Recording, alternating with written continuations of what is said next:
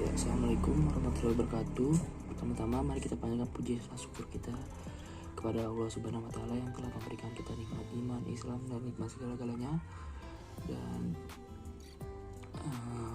yang terhormat Ibu Reni Karno Kinasi STMT selaku dosen mata kuliah metode penelitian. Ya, kita langsung mulai saja. Di sini saya pada kesempatan kali ini saya akan mempresentasikan tentang metode penelitian penurunan struktur rel kereta api di atas tanah lunak dengan perkuatan geosintetik. Kita langsung mulai saja. Yang pertama di sini ada latar belakang. Jadi latar belakang ini getaran yang disebabkan oleh kereta api akan berdampak pada kerusakan bangunan sekitar rel, kelongsoran tanah pada lokasi timbunan dan kondisi tanah di bawah konstruksi rel. Maka dari itu penelitian membandingkan penurunan struktur rel kereta api di atas tanah lunak dan tanah lunak yang menggunakan perkuatan geosintetik, serta membandingkan penurunan struktur rel kereta api di atas tanah lunak dan tanah lunak yang menggunakan perkuatan geosintetik. Yang kedua itu ada identifikasi masalah. Jadi masalah yang akan ditinjau adalah penurunan struktur rel kereta api di atas tanah lunak dan tanah lunak yang menggunakan perkuatan geosintetik, serta membandingkan penurunan struktur rel kereta api di atas tanah lunak dan tanah lunak yang menggunakan perkuatan geosintetik. Terus ada perumusan masalah. Di sini dibagi menjadi 3 perumusan masalah. Yang pertama itu ada bagaimana penurunan struktur rel kereta api pada tanah lunak. Kemudian bagaimana penurunan struktur rel kereta api di atas tanah lunak dengan perkuatan geosintetik. Terus yang ketiga yang terakhir ada bagaimana perbandingan penurunan struktur rel kereta api pada tanah baik dan pada tanah lunak dengan perkuatan geosintetik. Di sini ada maksud dan tujuan. Jadi terbagi menjadi 3 poin. Yang pertama itu maksud saya 6 poin. Yang pertama itu mengetahui akibat beban pada rel saat kereta melintas bantalan rel. Terus ada kedua mengetahui besar percepatan getaran yang diakibatkan beban saat kendaraan melintas struktur jalan rel. Terus mengetahui besarnya tegangan pada bantalan akibat beban kereta api yang melintas. Kemudian mengetahui akibat beban pada rel pada saat kereta melintas pada bantalan rel. Kemudian ada mengetahui besar tegangan pada bantalan akibat beban kereta api yang melintas. Terus di sini ada ruang lingkup masalah. Jadi data yang diambil berupa data getaran kereta api yang melintas rel pada jalur Semarang Solo dan Semarang Jakarta.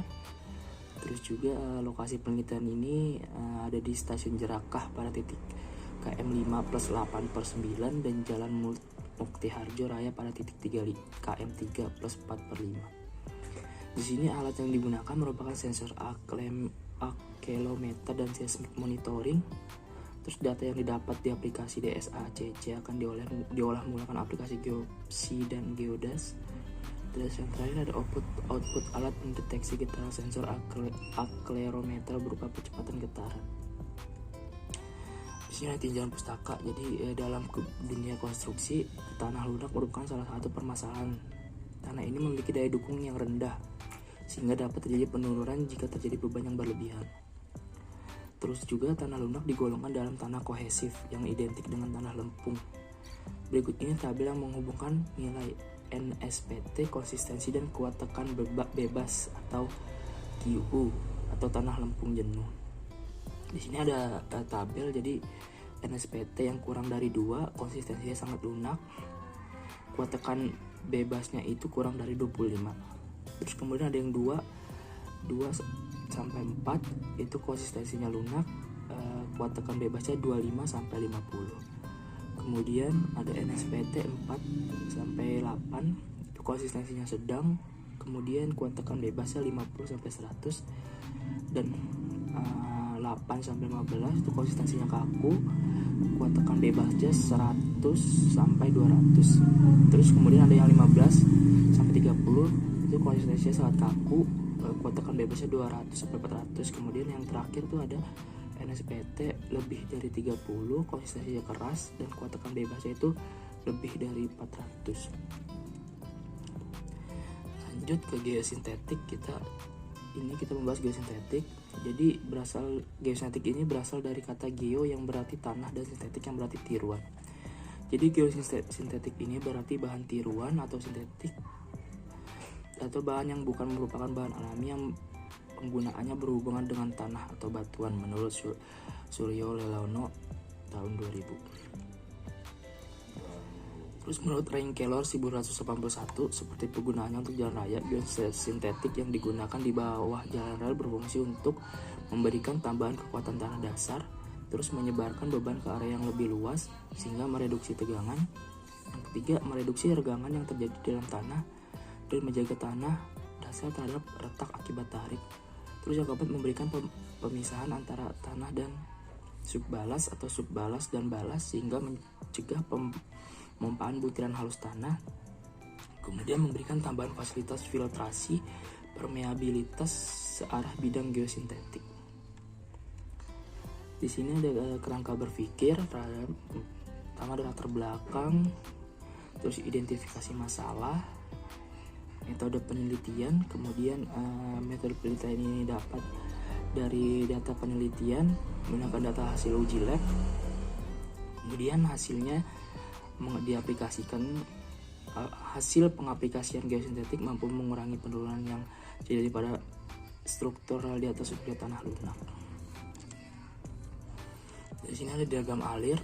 Yang pertama identifikasi masalah, kemudian landasan teori, perumusan masalah dan tujuan penelitian. Kemudian kita turun lagi ke pengumpulan data. Pengumpulan data itu dibagi menjadi dua lagi, yaitu data primer dan data sekunder.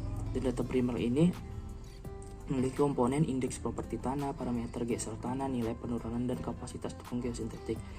Dan yang sekunder itu melalui wawancara dengan pihak terkait. Terus lanjut lagi ke analisa data. Analisa data ini memiliki 3 bagian, yaitu struktural data tanah subgrade, struktural data tanah lunak tanpa perkuatan geosintetik, dan struktural pada tanah lunak dengan perkuatan geosintetik. Kemudian kita menganalisa perbandingan terhadap gaya penerapan model yang telah dilakukan. Kemudian hasilnya dapat disimpulkan dan diberi syarat, kemudian selesai. Dan lokasi penelitian ini berlokasi di Laboratorium Struktur UNS Jembres, Kecamatan Jembres, Kota Surakarta, Jawa Tengah. Ya, mungkin sekian presentasi dari saya. Bila ada kekurangan mohon dimaafkan, kurang lebihnya mohon maaf. Wassalamualaikum warahmatullahi wabarakatuh.